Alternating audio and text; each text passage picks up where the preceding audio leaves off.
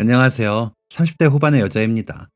녹록치 않은 삶을 살아왔던 터라 결혼도 출산도 평균보다 늦어졌지만 그 누구보다 행복하고 만족스러운 인생을 살고 있다 말할 수 있어요.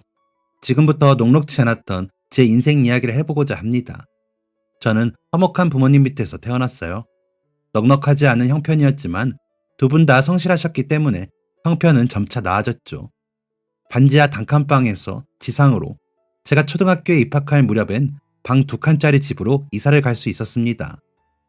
방 2칸짜리 빌라는 부모님의 나이보다 나이가 많은 오래된 건물이었지만 빛이 잘 들고 한적한 동네에 위치해 있었어요. 저는 제 방이 생겼다는 사실 하나만으로 너무나 행복했습니다. 그런데 행복은 얼마 가지 못했어요. 초등학교에 입학한 저는 매일매일이 새로웠습니다. 그날도 마찬가지였어요. 그날은 학교에서 선생님께 칭찬 도장을 받은 날이었고 그 이야기를 부모님께 전해드릴 생각에 하루 종일 들떠 있었어요. 엄마! 라고 외치며 집문을 열었는데 평소라면 반갑게 저를 맞이해줘야 할 어머니가 보이지 않았습니다. 이상함을 느끼며 문 앞에 덜렁 서 있는데 그와 동시에 옆집 문이 열렸어요. 옆집 아주머니는 상아야, 이리 들어와! 라고 하며 저를 이끄셨죠. 옆집 아주머니와는 평소 왕래가 잦았기 때문에 저는 별 생각 없이 아주머니의 집으로 향했습니다. 저녁 준비 중이셨던 아주머니는 저에게 간단한 간식거리를 내어주셨습니다. 엄마가 급한 일이 있어서 잠깐 어디 갔어. 아줌마한테 상아 저녁 부탁했으니까 오늘은 여기서 저녁 먹으면 돼. 그럼 우리 엄마는 언제 와요? 글쎄, 저녁만 부탁한다고 했으니 저녁 먹고 나면 오지 않을까? 저는 얌전히 아주머니 댁에서 저녁을 먹었습니다. 비슷한 또래인 아주머니의 딸과 장난감을 가지고 놀기도 했죠. 하지만 어머니는 여전히 감감무소식이었습니다. 저는 옆집 언니와 함께 숙제도 마쳤고 아주머니가 내어주신 과일도 맛있게 먹었습니다. 하지만 여전히 어머니는 오지 않으셨어요. 거실로 나가니 아주머니가 전화를 하고 계시더군요. 아, 그랬구나. 일단 알겠어. 애한테는 별말 안 하고 있으니까 좀 정리되면 와. 저희 어머니와 통화를 하는 게 분명했죠. 아줌마, 엄마 언제 온대요? 아주머니는 제 물음에 살짝 흠칫하시더니 곧 이렇게 대답하셨습니다. 엄마가 오늘은 집에 못 들어올 것 같다네. 오늘은 아줌마 집에서 자야겠다. 집 가서 잠옷이랑 칫솔 챙겨올래? 엄마가 집에 들어오지 않은 적은 한 번도 없었기 때문에 저는 또다시 물었습니다. 엄마가 안 들어오면 아빠는요? 아빠도 이제 들어올 시간인데. 당시 시간은 아버지의 평소 귀가 시간을 훌쩍 넘긴 시간이었습니다. 물론 일을 하다 가끔 늦게 들어오시는 경우가 있었지만 그래도 아버지는 언제나 집에서 잠을 청하셨습니다. 그래서 아주머니의 집에서 잠을 자야 하는 게 이해되지 않았어요. 어머니가 없다면 아버지랑 자면 되니까요. 아버지에 대한 질문을 하자 아주머니는 훨씬 놀란 기색이었습니다. 순박한 인상의 아주머니는 말을 더듬으며 조심스럽게 말씀을 이어가셨어요. 아버지도 같이 일이 있으셔서 두 분 다 오늘 못 들어오신대. 얼른 가서 잠옷이랑 칫솔 챙겨오자. 열쇠는 가지고 있지? 저는 두 분에게 무슨 일이 있는지 궁금하긴 했지만 더 묻진 않았습니다. 당시 제 나이는 겨우 8살이었으니까요. 아주머니가 그렇게 말씀하셨으면 그럴 만한 일이 있겠지 생각했죠. 다음날 학교에 갔다 귀가하니 집에는 어머니가 계셨습니다. 저는 허리춤에 손을 올린 채 쿵쿵 소리를 내며 어머니 앞으로 걸어갔어요. 엄마, 어디 갔다 이제 와? 아빠는 어디 갔어? 어머니는 푹 숙이고 있던 고개를 들어 저를 바라보셨습니다. 어딘가 초췌해 보이는 어머니의 얼굴은 8살짜리 아이도 흠칫 놀라게 했죠. 어머니와 아버지가 동시에 하룻밤을 비워야 했던 이유, 어머니가 하룻밤 사이에 초췌한 얼굴이 되었던 이유는 얼마 후 알게 되었습니다. 늘 다정하셨던 저의 아버지는 반나절 만에 혼수 상태에 빠지셨습니다. 횡단보도를 건너던 중 차량에 치였기 때문이었죠. 졸음 운전을 하는 배송 차량에 치여 수십 미터를 끌려가셨다고 해요. 병원에서는 숨이 붙어 있는 게 기적이라고 했습니다. 그 정도로 부상이 심했어요. 병원에서는 아버지가 금방 숨을 거둘 거라고 예상했지만 아버지는 무려 3년 동안 살아계셨습니다. 그 3년 동안 저와 어머니는 모든 것에 희망을 걸었어요. 어머니는 아버지가 눈을 뜨실 거라는 믿음 하나만으로 일을 그만둔 채 간호에 매진하셨습니다. 간호인을 따로 쓰기엔 형편이 넉넉하지 않았거든요. 배송 차량 기사도 형편이 좋지 않아 보상금을 받을 수도 없었습니다. 결국 어머니는 아버지를 간호하기 위해 평생 동안 노력해서 마련한 집을 팔아야만 했어요. 집을 팔고 돌아오던 그날 어머니의 표정은 너무나 참담했습니다. 저는 그날 어머니를 보며 이날을 잊지 말아야겠다 다짐했지만 너무나 어렸던 저에게 기억이란 쉽게 휘발되는 것이었어요. 기억은 쉽게 잊히고 쉽게 가공되기 마련이죠. 아버지가 3년의 병원 생활 끝에 결국 세상을 떠나신 날, 어머니는 의외로 담담하셨습니다. 어머니는 아버지의 장례가 끝나자마자 다시 일을 시작하셨어요. 3년간의 간호 끝에 남은 것은 빚뿐이었기 때문이었죠. 아버지의 병원비, 아버지의 작은 가게를 위해 받았던 대출금과 그 이자, 어머니는 벼랑 끝에 서 계셨습니다. 어머니가 가장 먼저 하신 일은 공사장에서 시멘트를 나르고 개는 일이었어요. 당시 여자가 할 수 있는 일 중 가장 시급을 높게 쳐주는 일이었습니다. 시급이 높은 만큼 일의 강도는 만만치 않았어요.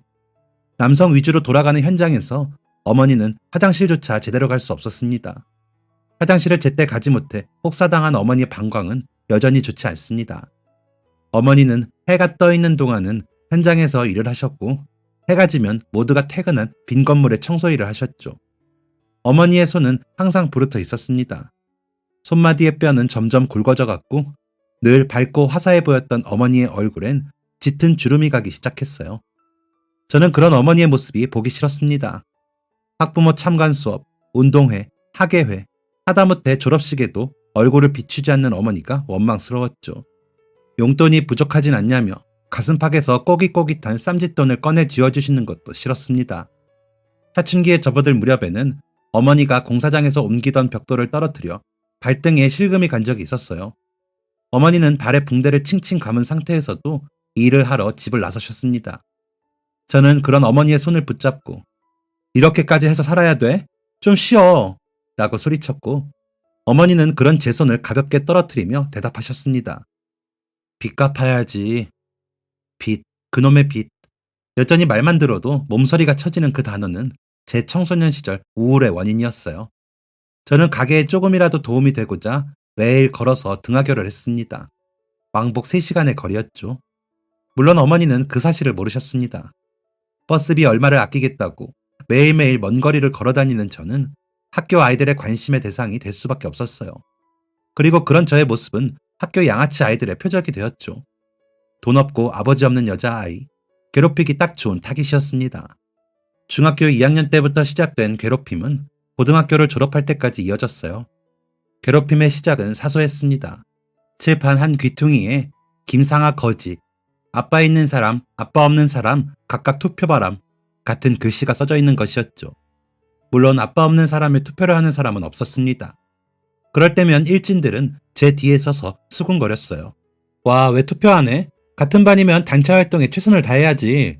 야, 김상아, 얼른 가서 투표해. 투표하라고. 저를 도와주는 사람은 아무도 없었습니다. 저는 그런 말을 들을 때면 벌떡 일어나 칠판의 낙서를 지우곤 했어요. 눈물을 흘리거나 일진들의 말에 발끈하지도 않았죠. 그런 제 반응이 일진들의 승부욕을 자극시켰나 봅니다. 가벼운 장난으로 시작된 괴롭힘은 점점 강도가 세졌어요. 제가 다니던 중학교는 화장실 청소를 당번을 정해 학생들에게 시켰는데 제가 화장실 청소를 하는 날이면 일진들의 실수는 퍽 잦아졌습니다. 화장실 바닥을 걸레로 닦고 있으면 어디선가 물이 촥하고 뿌려졌어요. 차가운 물에 발과 치마가 다 젖으면 어김없이 비웃음 섞인 목소리가 들렸죠. 어머, 미안해. 상아야, 내가 실수를 해버렸네. 너가 너무 존재감이 없어서 있는지도 몰랐다, 야. 당연히 실수가 아니었습니다. 제가 그곳에 있다는 것도 모를 수가 없었겠죠. 저는 여전히 대꾸하지 않았습니다. 일진들은 점점 저에게 신체적인 해를 가하기 시작했어요. 이 사연에서 다 서술할 수는 없었지만 꽤 고통스러웠다는 것은 말씀드릴 수 있습니다. 선생님께 말씀을 드리기도 했지만 학교 차원에서 도움을 주지는 않았어요. 학교 다니다 보면 친구들이랑 이런저런 일이 있기 마련이다. 너가 먼저 손 내밀고 잘 풀어봐라. 라는 말뿐이었죠. 그 후로 저는 선생님들의 도움을 받는 걸 포기했습니다. 일진들은 신체적인 가해에도 제가 꿈쩍하지 않자 방법을 바꿨습니다. 저를 학교에서 완전히 고립시키는 방법이었죠. 고등학교 1학년 때 저는 불행히도 저를 가장 주도적으로 괴롭혔던 일진과 같은 고등학교, 같은 반이 되었습니다. 작은 동네에서는 충분히 가능한 일이었어요. 그리고 더욱 불행하게도 고등학교에 입학한 지 3일도 되지 않아 사건이 터졌습니다. 점심시간, 다른 반 아이들은 모두 나가 놀고 있을 그때 선생님이 저희 반 아이들 모두를 집합시키셨어요. 다 자리에서 앉아서 눈 감아. 선생님의 싸늘한 목소리에 모든 아이들이 웅성거렸죠. 빨리 앉아서 눈 감아! 선생님의 불호령에 웅성거림도 모두 사라졌고 선생님은 곧장 본론을 말씀하셨습니다. 우리 반에 도둑이 있다. 오늘 학교에 돈을 납부하려고 들고 온 돈이 모조리 사라졌다는구나.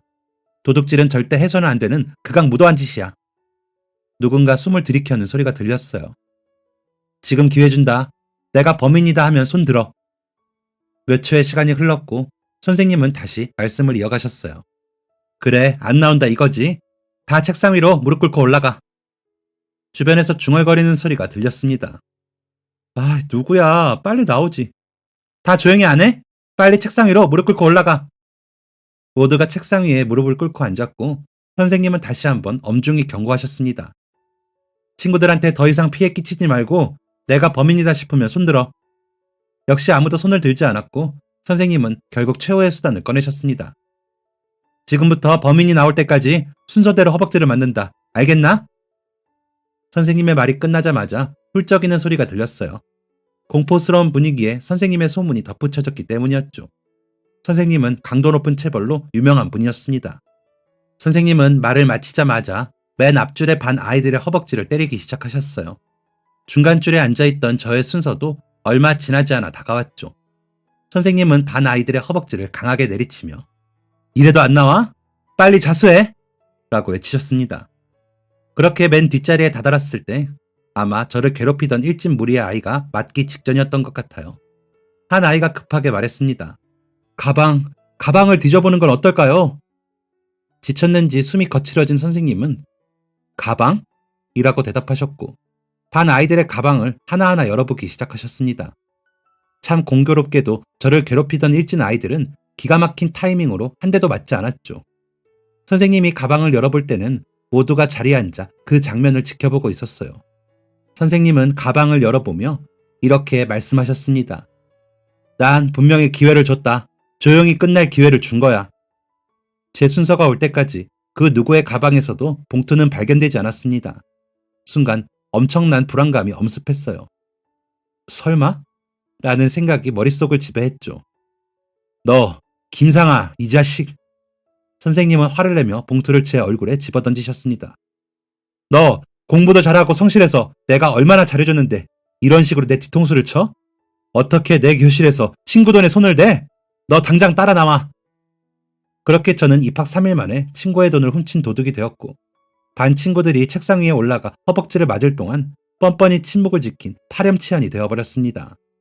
그리고 고등학교 3년 내내 지독한 왕따 생활에 시달리게 되었죠. 저는 선생님께 억울함을 토로했습니다. 친구가 돈을 가져온지도 몰랐고 그 돈을 훔친 적도 없다. 라고 말이죠. 선생님은 제 말을 믿지 않으셨습니다. 그럼 너 가방에서 봉투가 나온 건 어떻게 설명할 건데? 선생님이 제 말을 믿지 않는 이유는 제가 가난한 집의 딸이었기 때문이었어요. 아무리 형편이 안 좋아도 그렇지. 너 어떻게 친구 돈에 손을 대? 내가 이럴 줄 알았다. 이래서 가난하고 못 사는 애들을 조심해야 하는 거야. 얌전한 애처럼 보여도 돈만 보면 눈이 헷가닥 돌아버린다니까. 도둑, 파렴치한, 양심도 없는 가난뱅이. 3년이라는 시간 동안 저를 따라다닌 수식어였습니다.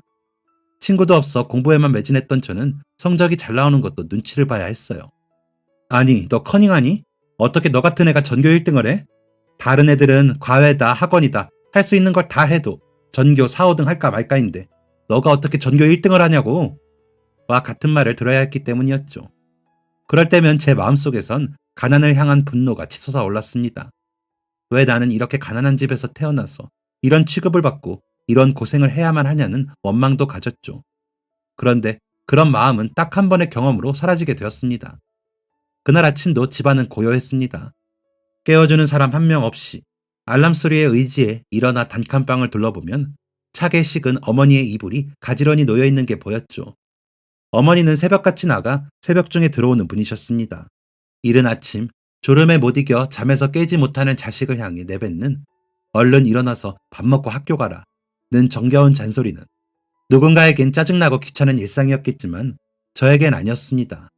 아침도 챙겨 먹지 못하고 학교로 걸어가기 위해 새벽같이 집을 나선 제 손에는 항상 작은 요점 정리 책이나 단어장이 쥐어져 있었습니다. 그렇게라도 공부하지 않으면 다른 아이들의 공부량을 따라갈 수 없었거든요. 제가 걸어서 통학하는 것을 알던 일진 무리들은 제가 항상 손에 요점 정리 책을 쥐고 다닌 것 또한 알고 있었습니다. 그리고 제가 그 요점 정리 책을 목숨처럼 소중하게 생각한다는 것 또한 알고 있었죠. 학원에 다니는 아이들은 학원에서 정리해주는 요점 정리가 있었겠지만 저에게 요점 정리 책은 단 하나뿐이었거든요. 지금 생각해도 아찔하기만 한 그 일은 결국 벌어졌습니다. 점심을 먹고 자리로 돌아와 그날 배운 내용을 요점 정리에 옮기려고 하는데 사물함을 아무리 뒤져도 그 책이 나오지 않았어요. 등하교 시간 외에는 요점 정리를 가지고 이동하지 않았기 때문에 학교 안에 흘렸을 리도 만무했습니다. 무엇보다 요점 정리를 사물함에 넣는 것까지 생생하게 기억났거든요. 아무리 찾아도 요점 정리가 보이지 않자 심장이 점점 빨리 뛰기 시작했습니다. 심장이 쿵쿵거리는 게 온몸으로 느껴지고 눈물이 날 것 같았어요.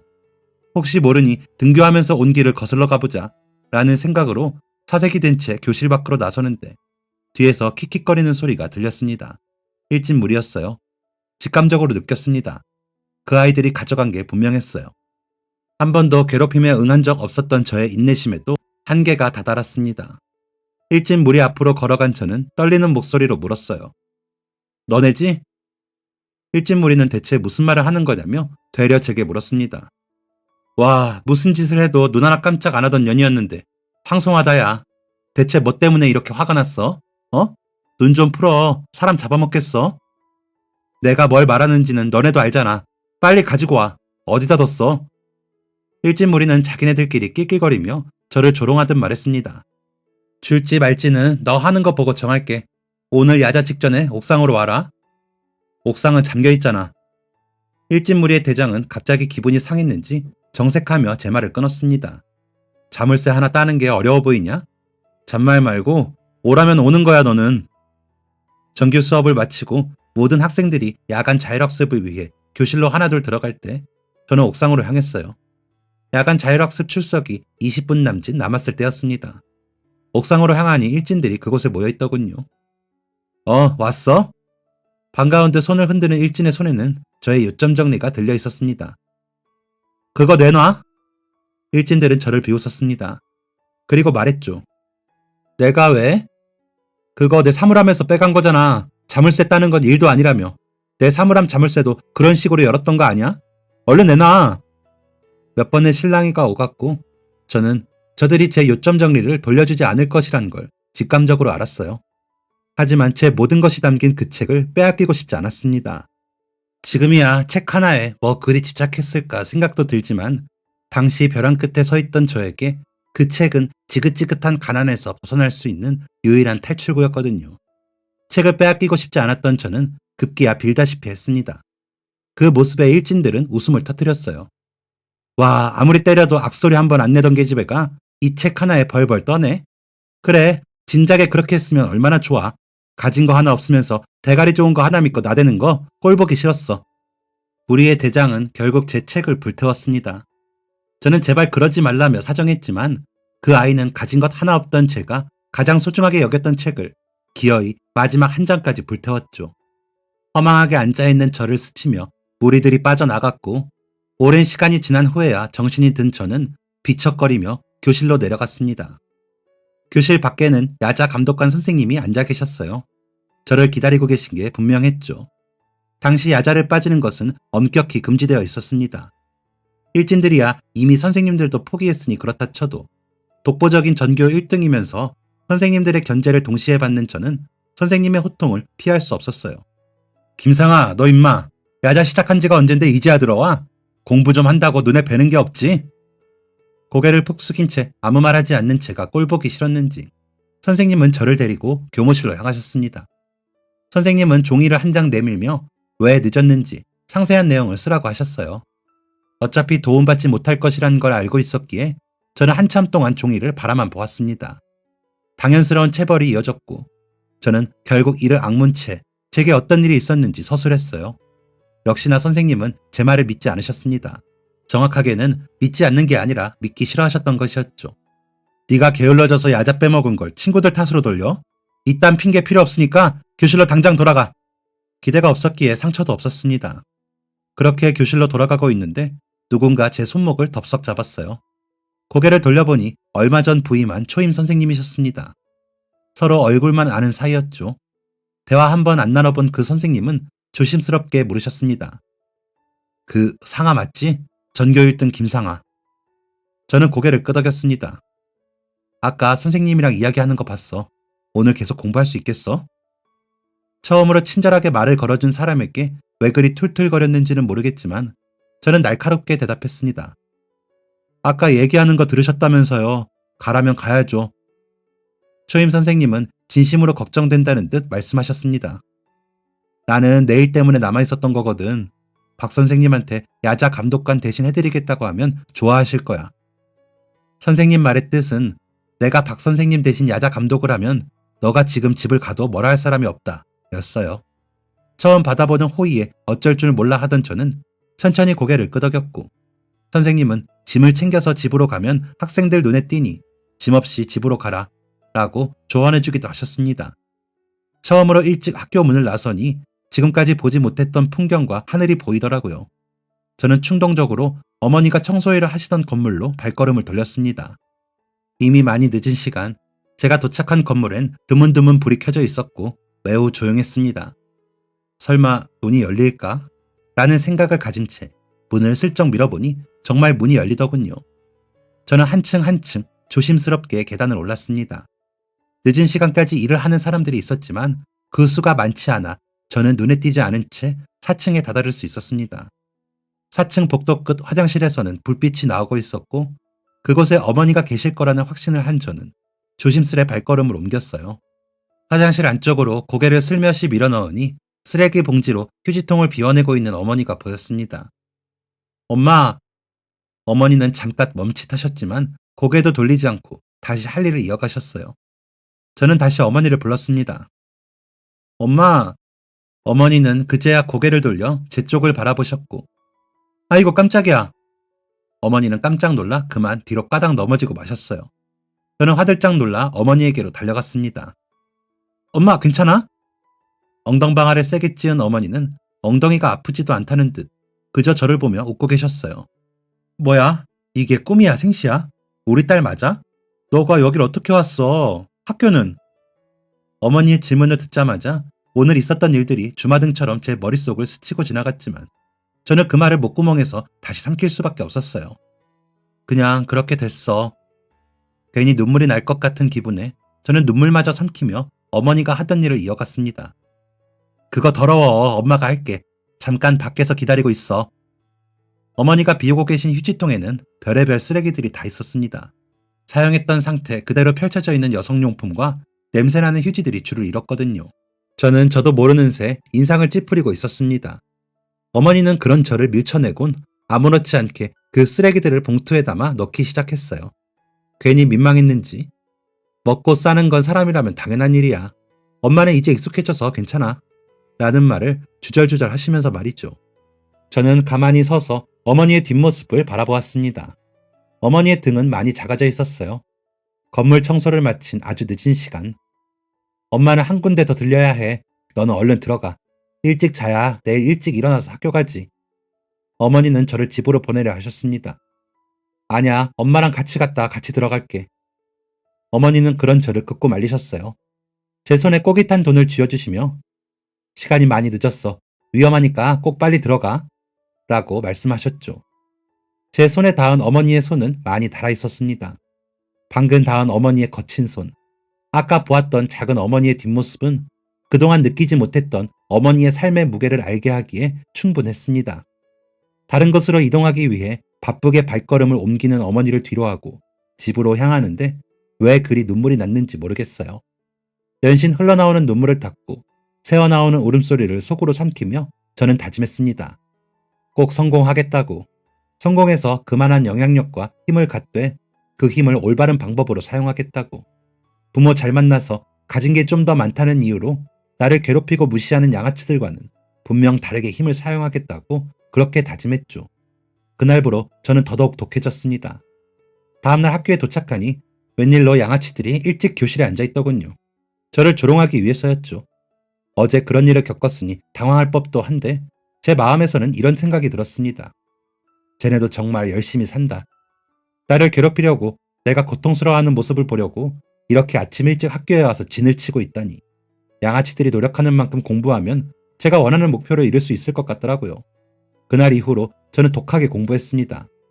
그렇게 1학년을 마치고 2학년, 3학년을 지날 때까지 괴롭힘이 없었던 적은 단 한 번도 없었지만 저는 계속해서 공부했습니다. 한 가지 다행인 점은 그런 상황에서도 저를 도와준 손길이 있었다는 거였어요. 1학년 옥상에서 일이 있었던 그날 야자를 몰래 빼줬던 선생님은 저에게 문제집을 주기도 하셨습니다. 답이 적혀있는 교사용 문제집이었지만 저는 그것만으로도 충분했어요. 초임 교사였던 선생님은 학교에서 목소리를 크게 낼 수 없는 자신의 입지를 미안해하며 저를 늘 안타까워하셨습니다. 그때는 공부하느라 바빠서 몰랐지만 지금 생각해보면 그때 저는 저를 안타깝게 생각해주는 사람이 한 명이라도 있다는 사실에 꽤 위안을 받았던 것 같습니다. 그 덕인지 저는 제가 목표했던 대학보다 훨씬 좋은 대학에 입학할 수 있었어요. 최고라 손꼽히는 법대에 들어간 것이었죠. 대학 합격증이 나온 날, 그날도 어머니는 어김없이 새벽에 귀가하셨습니다. 저는 잠을 자지 않고 기다렸다가 지친 어머니에게 대학 합격증을 보여드렸어요. 떠듬떠듬 글을 읽으시던 어머니는 저를 꽉 끌어안고 그렇게 한참을 눈물 흘리셨습니다. 대학교에 들어가게 된 것은 매우 다행이었지만 한 가지 문제가 있었어요. 제가 전액 장학생이 아니었다는 사실이었죠. 가장 좋은 대학에서는 1학년 장학금만 지원이 가능했고 2순위 대학에서는 4년 장학생으로 입학할 수 있었습니다. 저는 당연히 2순위 대학을 선택하려고 했어요. 하지만 어머니는 절대 그런 일이 있어서는 안 된다며 돈 때문에 내 자식이 부족한 선택을 할 수는 없다며 저를 1순위 대학으로 입학시키셨습니다. 저는 그런 어머니께 감사한 마음을 가지며 정말 열심히 공부했어요. 학업과 아르바이트를 병행하며 생활비를 충당했죠. 하지만 한 가지 문제가 있었습니다. 전국의 수재란 수재는 다 모이는 곳에서 학업과 아르바이트를 병행한다는 것은 성적을 포기한다는 것과 마찬가지였어요. 그리고 저는 그 사실을 너무 늦게 알았죠. 저는 1년 동안 학업과 아르바이트를 병행함으로 인해 1학년 동안 생활비를 스스로 충당했지만 2학년 전액 장학금에는 실패했습니다. 전액 장학금이 나오지 않았다는 것을 알게 된 순간 바로 든 생각은 휴학이었어요. 저는 휴학 신청을 하기 위해 교수님에게 찾아갔습니다. 평소 엄한 것으로 소문난 교수님의 사무실 앞에서 심호흡을 한 뒤 문을 두드렸습니다. 들어오세요. 묵직하고 중후한 음성에 침을 꿀꺽 삼킨 후 문을 여니 자리에 앉아 서류를 넘기고 계시는 교수님이 보였습니다. 김상하 학우가 웬일인가? 저를 자리에 안내한 교수님은 차를 한 잔 내어주시며 방문 목적을 물으셨고 저는 조용히 휴학 신청서를 내밀었습니다. 교수님은 의아하다는 듯 되물으셨어요. 열심히 공부 잘하는 걸로 알고 있는데 무슨 이유로 휴학을? 무슨 일이라도 있는 건가? 단순히 공부하는 게 힘들어서라면 휴학은 보류하도록 하겠네. 저는 어쩔 수 없이 교수님께 제 사정을 자세히 말씀드려야 했어요. 교수님은 저에게 이런저런 질문을 하시며 제 가정사를 샅샅이 드러내셨습니다. 이야기가 끝난 후 교수님은 잠시 고민하는 듯 하더니 제 휴학서를 집어드셨어요. 이미 제 머릿속에는 휴학을 한 뒤 어떻게 등록금과 생활비를 모을 수 있을지에 대한 모든 계획이 세워져 있는 상태였죠. 그런데 그 계획은 교수님의 말 한마디로 소용이 없어졌습니다. 이 휴학계는 일단 보류. 김상하 학우는 돌아가서 연락을 기다리게. 의미를 알 수 없는 교수님의 말에 의아했지만 저는 군소리를 할 수 없었습니다. 얼마 뒤 교수님에게 연락이 왔어요. 지금 바로 사무실로 와보라는 연락이었죠. 노크를 하고 문을 여니 전과 같은 자세로 서류를 보고 있는 교수님이 보였습니다. 아, 왔는가? 이리 와서 앉게.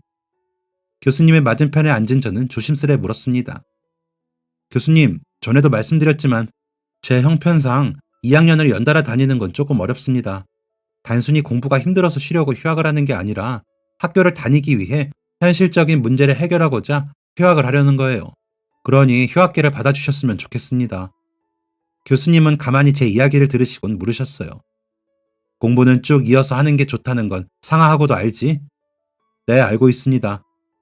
법조계에 발을 들인 이상 사법시험 공부도 해야 할 텐데 앞으로 상하하고는 돈이 부족할 때마다 어떻게 할 예정인가? 한 번씩 공부를 쉴 때마다 열심히 최대한 많은 돈을 모으려고 했습니다. 교수님과 대화를 주고받을수록 괜스레 작아지는 느낌이 들었어요. 저는 어느새 교수님의 눈치를 보고 있었습니다. 그런데 그때, 자, 이거 밖에. 교수님이 종이 한 장을 넘겨주셨어요. 그곳에는 사람의 이름과 숫자가 적혀 있었습니다. 이게 뭔가요? 교수님은 제 눈을 바라보며 말씀하셨죠. 상하하고를 후원해 주실 분들이지. 교수님과의 대화로 기가 죽어 있었던 저는 어느새 토끼 눈을 뜨고 교수님을 바라보았습니다. 네? 후원이요? 저를요? 지난 1년 동안 상하하고가 얼마나 열심히 공부했는지 알고 있어. 아르바이트를 하면서도 이 정도의 성적을 거뒀다면 얼마나 열심히 공부를 했을지 어느 정도 짐작은 간단해. 지금까지 돈 때문에 학업이 중단되거나 학업이 미루어지는 학생들을 너무나 많이 봤어. 모든 일에는 때가 있는 법이야. 공부도 마찬가지지. 내가 능력이 없고 힘이 없을 때는 학생들이 때를 지킬 수 있도록 도움을 주지 못했어. 그리고 그 사실이 마음을 무겁게 해. 교수님은 돈 때문에 학업을 포기해야만 했던 학생들에게 미안한 마음을 가지고 계신 거였어요. 무서워 보이기만 했던 교수님의 새로운 모습이었죠. 상하하고가 들고 있는 종이는 내가 후원을 약속받은 사람들의 명단이야. 그동안 다양한 기회를 통해 알게 된 사람들이었는데 상하하고의 이야기를 듣고 연락을 하니 후원 이야기를 먼저 꺼내더군. 그분들이 상하 학생에게 각자 적혀있는 금액의 후원금을 전달할 거야. 손이 덜덜 떨렸습니다. 1, 10, 100, 1000만. 이 후원금만 있다면 저는 걱정 없이 모든 공부를 다이렉트로 마칠 수 있었어요. 제가 다이렉트로 공부를 마쳐서 빨리 사회인이 된다면 지금까지도 공사장에서 시멘트를 개고 있는 어머니의 부담감이 훨씬 줄어들 수 있겠죠. 저는 목이 메인 상태로 힘겹게 말을 꺼냈습니다. 저의 뭘 보고 이런 큰 금액을 후원해 주시는 건가요? 교수님은 씩 웃으며 대답해 주셨습니다. 성실함이지. 눈물이 터져 나왔습니다. 교재를 살 돈도 없어 교사용 교재를 공부했던 순간이 스쳐 지나갔고 학원 이야기를 하며 명랑하게 떠드는 친구들 옆에서 가만히 교과서만 봐야만 했던 그때도 생각났어요. 제가 이 대학에 올 수 있었던 것은 성실하고 꾸준하게 남들보다 더 오랜 시간을 공부했었던 것밖에 없었기에 성실함이라는 단어가 제 마음을 울렸던 것 같습니다. 교수님은 제게 휴지를 건네주셨어요. 후원 금액을 굳이 알려주는 이유는 이 금액이 상하하고에게 온전히 돌아갔다는 것을 알려주기 위함이고 후원자들의 이름 전체를 공개하지 않고 성만 알려준 이유는 후원자들이 자신들을 드러내고 싶지 않아 했기 때문일세. 괜히 은혜를 갚는다는 둥 그런 이야기는 하지 말게. 그래도 이렇게 큰 돈을 받는데 가만히 있을 수가 있나요? 상하하고가 해야 할 일은 지금까지 한 것처럼 성실하게 학업에 임하는 것일세.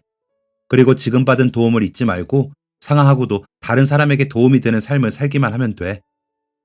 저는 교수님이 건네주셨던 후원자 명단을 소중히 품에 안고 집으로 돌아왔습니다. 어머니에게 사실 휴학을 생각했고 교수님이 후원자를 연결해 주셔서 학교를 쭉 이어다닐 수 있게 되었다고 말씀드리자 어머니는 아이처럼 행복해 하셨어요. 저는 제 기숙사 책상 앞에 후원자 명단을 붙여놓았습니다. 그 종이는 마음이 해이해질 때도 몸이 아플 때도 언제든지 제 중심을 잡아주었어요. 그 덕에 저는 무사히 대학을 졸업하고 사법시험에도 합격할 수 있었습니다. 연수원에서 제가 선택한 것은 변호사였어요. 고등학생 때 다짐했던 마음, 나에게 있는 힘을 올바르게 사용하겠다. 그리고 대학에서 후원을 받으며 느낀 것, 다른 사람에게 도움을 주는 삶을 살자. 이 두 가지를 가장 잘 실현할 수 있는 역할이 변호사라고 생각했기 때문이었죠. 변호사가 된 저는 감사하게도 대형 로펌에서 일할 수 있는 기회를 얻었어요. 최근에 변호사를 주인공으로 한 드라마가 인기를 끌기도 했죠. 그 드라마의 주인공은 연애도 하던데 저에게 연애란 말도 안 되는 일이었어요. 일이 너무 많았거든요. 새내기 변호사는 배울 것도 많았고 일도 많았습니다. 정신없이 일을 하고 어느 정도 변호사라는 직업에 익숙해지고 나니 조금은 희미해졌던 과거의 은인들이 생각났습니다. 그리고 몇 개월의 수소문 끝에 후원자 중 한 분을 만날 수 있었어요. 종이에 적힌 곳으로 가니 꽤 규모가 있는 한식집이 나왔습니다. 저는 그 한식집의 사장님이 후원자일 거라는 생각을 하고 가게 안으로 들어가 사장님을 찾았습니다. 식사하러 오셨나요? 사장님은 서글서글한 인상을 하신 분이었죠. 저는 조심스레 말했습니다. 안현미 선생님? 사장님은 제 말에 별 반응이 없으셨습니다. 오히려 고개를 갸웃하시고는 안현미? 현미 씨를 왜 찾지? 잠시만 기다려주세요. 현미 씨! 자신이 안현미가 아니라며 진짜 안현미 씨를 찾으러 가셨죠. 당황했습니다. 사장님이 후원자가 아니라면 대체 누가 후원자인가 싶었던 거죠. 사장님의 부름에 응답한 진짜 안현미 씨는 사장님보다 조금 나이가 들어 보이는 키가 작고 선한 인상의 아주머니였습니다. 제가 안현미인데 절 찾으셨다고요? 솔직히 당황했어요. 후원자라고 생각하면 자연스럽게 떠오르는 이미지가 그분에게는 없었거든요. 저는 당황한 마음을 애써 감추고 명함을 내밀며 자기소개를 했습니다. 저는 김상아라고 합니다. 안현미 선생님 맞으시다고요? 아, 네. 제가 안현미입니다. 그런데 변호사님이 저를 무슨 일로 찾으셨나요? 후원자라면 자신이 후원했던 사람의 이름 정도는 기억하고 있을 거라는 생각을 했기 때문에 저에게는 확인이 필요했어요. 혹시 S대 법대에 다니던 학생을 후원해 주신 적 있나요? 단도직입적인 질문이었지만 안현미 씨는 당황하지 않았습니다. 아, 네. S대는 딱 한 번 후원했던 터라 기억합니다. 그분은 제 후원자가 맞았어요. 제가 바로 선생님이 후원하셨던 학생입니다. 그분은 너무나 놀라며 좋아하셨어요. 어머, 변호사 되신 거예요? 너무 수고했네요. 고생 많았죠? 제가 변호사가 된 것을 마치 자신의 경사인 양 즐거워하시는 모습을 보는데 괜히 마음 한구석이 시큰했습니다. 저는 후원자님이 일을 마치실 때까지 기다렸다가 오랜 시간 동안 이야기를 나눴어요. 후원자님은 결코 넉넉한 사정이 아니었습니다. 일찍 사별한 남편과 낳은 아들을 홀로 키워왔는데 그 아들이 대학에서 사고로 생을 마감하자 아들 또래의 학생들이 꿈을 이룰 수 있도록 도움을 주기 시작했다고 했죠. 누군가를 돕는 일은 그만큼 여유가 있는 사람이어야 한다는 저의 편협한 생각은 거기서 깨졌습니다. 저는 그분에게 어떤 식이든 보답을 하고 싶었어요. 하지만 후원자님은 저의 그런 보답을 원치 않으셨습니다. 하지만 저도 쉽게 마음을 꺾지는 않았어요. 그러자 후원자님은 굉장히 단호한 태도로 이렇게 대답하셨습니다. 제가 만약에 변호사님께 보답을 받는다면 그게 어떤 모양이든 저는 부끄러울 거예요. 도와주신 것에 대한 보답을 갚는데 뭐가 부끄럽다는 건가요? 아직 초보 변호사이긴 하지만 연차도 어느 정도 쌓였습니다. 너무 부담 가지실 것 없어요. 후원자님은 고개를 저으며 대답하셨습니다. 아니요. 보답을 받게 되면 제가 그 보답을 바라고 후원을 한 것 같잖아요. 저는 보답을 바라고 후원한 게 아닙니다. 제 목적은 후원 그 자체였어요. 저는 제 목적을 이뤘습니다. 변호사님이 변호사가 된 것은 감사할 일인 것 뿐이고요. 할 말이 없었습니다. 후원자님의 말에는 논리적으로도 틀린 바가 없었어요. 저는 보답을 극구 거절하시는 후원자님에게 진심으로 감사 인사를 드린 후 집으로 돌아왔습니다. 집에는 어머니가 계셨어요. 중요한 분 만나러 간다고 하지 않았어? 표정이 왜 그래? 무슨 일 있었니 우리 딸? 저는 시무룩한 채 고개를 저으며 방으로 들어갔죠. 그렇게 꽤 오랜 동안 고민을 이어갔던 것 같습니다. 그리고 그 고민의 결론이 난 날, 저는 잘 다니던 대형 로펌에 사표를 내고 개인 사무실을 차렸어요. 물론 첫 시작은 쉽지 않았습니다. 그 좋은 로펌을 때려치고 나왔다며 모두가 비웃었죠.